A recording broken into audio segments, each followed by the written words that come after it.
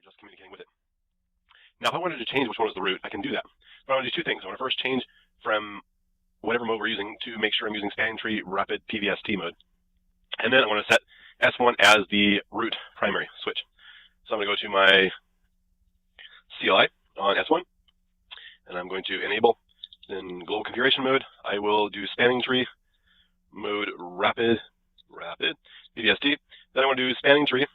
Now I'm only using one VLAN, so I can do my VLAN 1, and I'm going to make this the root and set it as the primary. So that takes care of that. Now it is the primary. The other ones need to now be set to rapid PVST, and I think in order to make sure they're not primary, I'm going to go ahead and set them as secondary. So over here, enable conf t, then spanning tree mode rapid PVST, and spanning tree VLAN 1 root secondary. All right, and then I go to the last one, S3, and I do the same thing, enable conf t, spanning tree rapid PVST, spanning mode rapid PVST, and then spanning tree VLAN 1 root secondary, so it's kind of tied with the other one.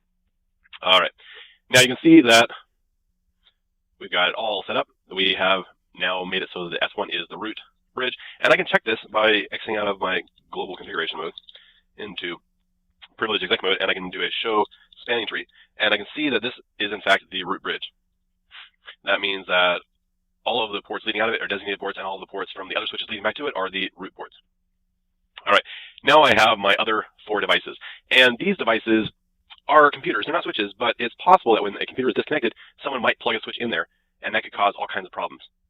But there's the other issue that when I connect my machines up, they don't have immediate access to communicate because the switches have to decide if they're switches and if they're causing loops. So we're going to assume that these things are not going to be switches. So what we're going to do is go to these devices here, the switch, and we're going to configure all of the interfaces that these machines can connect to. Let's do fast Ethernet 0, 1 through 24 as, first of all, access. And then we're going to do a spanning tree port fast, which will make it so they'll try to assume that it is not a switch and go live. And then we're going to do a spanning tree BPDU guard enable, which will shut down the port when it does discover a BPDU, which is part of the spanning tree protocol. So int fa0/1-24, int range. And I do switch port mode access, and it probably needs some VLAN, but we'll assume it's just VLAN 1. And then we'll do spanning tree port fast. And there are other options we can do, like a disable or enable. But we're going to go ahead and just enable it with the default options and turn on this way. Then we're going to go spanning tree BPDU guard and then enable. This will turn on the spanning tree BPDU guard and keep these things safe. I'm going to do the same thing on the other switch over here. Int range fa0/1-24, and we're going to do a switch port mode access, and we'll do spanning tree port fast, and we'll do spanning tree BPDU guard, and then enable. All right, now we have it all configured up, so we should be doing pretty good.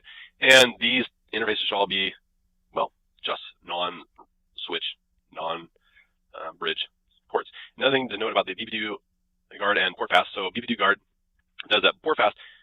It wants to make sure you're aware that port fast should only be enabled on ports connected to a single host. Connecting hubs, concentrators, switches, bridges, etc. to this interface when port fast is enabled can cause temporary bridging loops. Use with caution. So it's just sending you a warning. Just be aware. All right, that is it.